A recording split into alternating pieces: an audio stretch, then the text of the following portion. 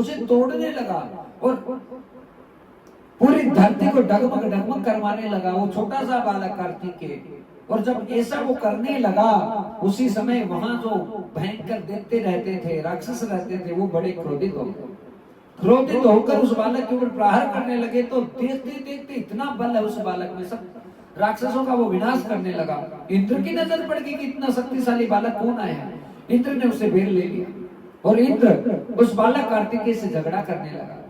तरह तरह के जो परिघ अस्त्र हैं, शस्त्र हैं, आज उस कार्तिकेय के ऊपर इंद्र के द्वारा छोड़े जाने लगे। लेकिन कार्तिकेय के बल का कोई पार नहीं है। भक्तजनों, अपने 4 स्वरूपों में आज कार्तिकेय प्रकट हुआ है।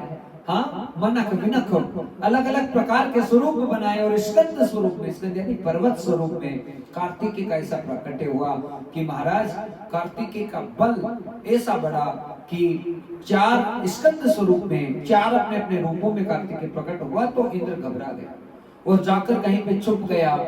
आज उन्हीं 4 स्वरूपों के द्वारा इंद्र को ढूंढा जा रहा है, लेकिन इंद्र कहीं पे नजर नहीं आया। और उसी कार्तिकेय के द्वारा जब इंद्र की ही खोज की जा रही थी तो एक सरोवर है, वहां के ऊपर कुछ कृतिकाएं, मतलब नाच गाकर जो पेट भरती है वो वाली कृतिकाएं महाराज स्नान कर रही थी। और आज उस बालक के ऊपर, छोटे से बच्चे के ऊपर अचानक उन कृतिकाओं की नजर पड़ी।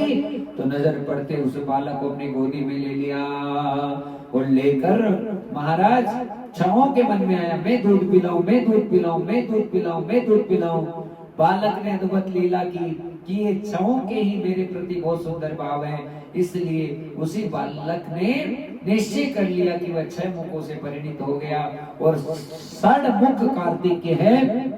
6 माताओं के साथ में रहकर उनके ममत्व को ग्रहण करके 6 से ही दूध पीने लगा।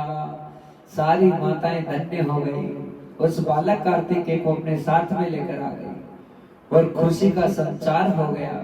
और बहुत खुश और प्रसन्न है कि आज तक हम निपुती रही, हमें कोई बालक प्राप्त नहीं हुआ, पर आज हमारे ऊपर कितनी बड़ी भगवान की कृपा हुई है कि साक्षात सुंदर बालक हमको प्राप्त हो गया है।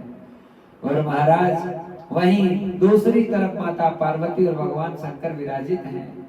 माता पार्वती को पता था कि भगवान शंकर का तेज स्खलित हुआ है। आज भगवान शंकर के साथ में प्रश्न करने लगी माता पार्वती की, हे स्वामी, आपके शरीर से जो तेज निकला था वो कहाँ गया है।